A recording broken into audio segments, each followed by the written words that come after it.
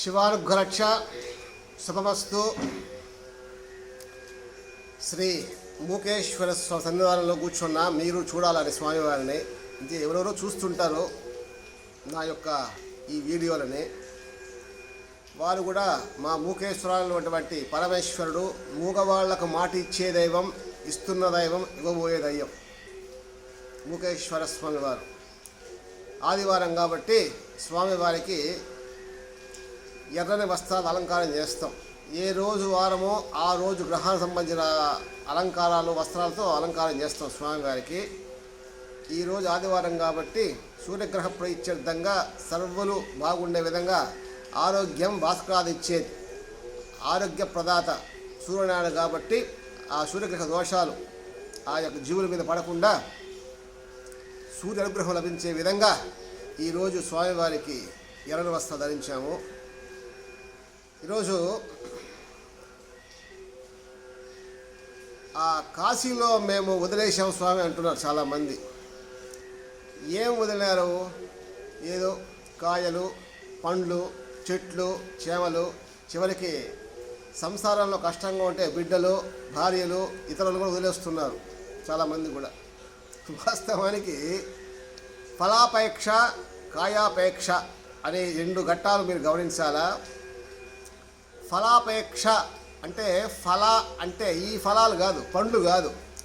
మనము ఏదైనా ఒక కర్మ చేస్తే అంటే ఒక పని చేస్తే ఆ పని వల్ల వచ్చేటువంటి లాభం కానీ, నష్టం కానీ, సుఖం కానీ, ఇతరత్ర ఏది కూడా సరే నాకు సంబంధం లేదు స్వామి, ఆ ఆపేక్ష లేకుండా నాకు నీ దయ వల్ల నా యొక్క కర్మను నిర్వర్తించే ముందు నిష్కల్మషంగా నేను ఆ కర్మ ఫలితాన్ని ఆశించకుండా నేను నీకోసం కర్మ చేస్తున్నాను, నాకు ఫలితం వద్దు, ఫలాపేక్ష లేదు అనేటువంటి సంకల్పంతో ఆ ఆపేక్షను కాశీ విశ్వేశ్వరుడి ముందు అర్పణ చేసేయాలి.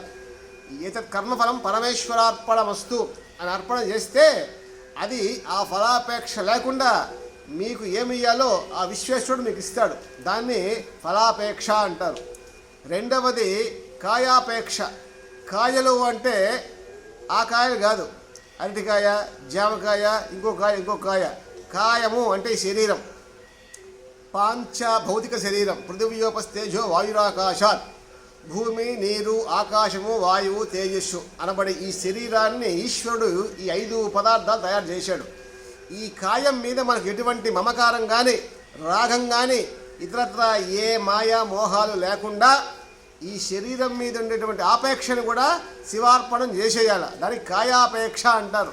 కానీ ఇప్పుడు ఉండేటువంటి ఈ జనాభా ఈ శరీరానికి ఎన్ని రకాల మేకపులు చేయాలో అన్ని రకాల మేకపులు చేస్తారు. కానీ చివరికి కరోనా లాంటివి వస్తాయి. ఇందుకు పోయింది కరోనా. ఆ కరోనా లాంటి రోగాలు వస్తే ఒక్క క్షణం కాదు కదా, ఈషన్ మాత్రం కూడా శరీరాన్ని పక్కన పెట్టరు, కాల్చడం, పొట్టడం చేస్తారు. అటువంటిది శరీరం. శరీరాన్ని ఎందుకు ఇచ్చాడ్రా భగవంతుడు అంటే దీనివల్ల సత్కర్మలు, దాన ధర్మాలు, శుభ కార్యక్రమాలు, లోకల్యాణం కోసం చేయాలి. అది కూడా ఎటువంటి ఫలితాన్ని ఆశించకుండా పరమేశ్వర ప్రీత్యర్థంగా ఎవరు చేస్తారో వాళ్ళు జీవన్ముక్తులు అంటారు వాళ్ళని. అలాంటి వాళ్ళు భగవంతుడిని ప్రత్యేకంగా దేహి అని యాచించవల్లే, ఆయనే కాచుకో అంటాడు ఈ బిడ్డకు ఏమి ఇయ్యాలా అనేసి. అందువల్ల ఈ కాశీలో వదలాల్సింది ఏంటంటే మన శరీరం మీద ఉన్నటువంటి ఇచ్ఛ, కామ, మోహ, మమకార ఇవన్నీ వదిలేయాల. అలాగే ఫలాపేక్ష, ఎటువంటి ఫలితాన్ని ఆశించకుండా ఈశ్వర నీ చేతిలో నేను ఒక పరికరాన్ని మాత్రమే, నన్ను ఎలా వాడుకుంటావు వాడుకో స్వామి, నాకు సద్భక్తిని, జ్ఞానాన్ని, వైరాగ్యాన్ని, వివేకాన్ని, నిదర్శనాన్ని అనుగ్రహించు స్వామి అని కోరుకోవాలి. కాబట్టి తెలుసుకోండి, మనం ఏం వదలాలో ఏం వదలకూడదో దాని ప్రకారమే మీరు నిర్ణయం తీసుకోండి. ఎందుకంటే భగవంతుడు ఈ ప్రకృతిలో అనేక రకాల కాయగూరలు, కూరగాయలు, పండ్లు, ఇతరత్ర పదార్థాలు అన్నీ పుట్టించింది ఎందుకంటే మన కోసమే. ఏది తిన్నా కూడా మితంగా తీసుకోవాలా.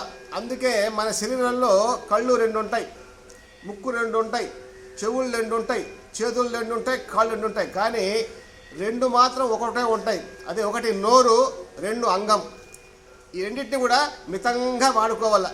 దీన్ని మితంగా మాట్లాడాలి. అవసరం, అత్యవసరం, అనవసరం. అలాగే రహస్యాంగాలు ఉంటాయి స్త్రీలకు పురుషులకి, అది ఎంతవరకు అంతవరకే వాడుకోవాలా. దాన్ని అనవసరంగా వృధాగా చేసుకుంటే ఏది రావాలో ఏది రాకూడదో నిర్ణయిస్తాడు స్వామివారు. అందువల్ల సర్వత్రా జాగ్రత్తగా ఉండండి. శుభం భూయాత్. ఈశ్వరానుగ్రహ రక్ష.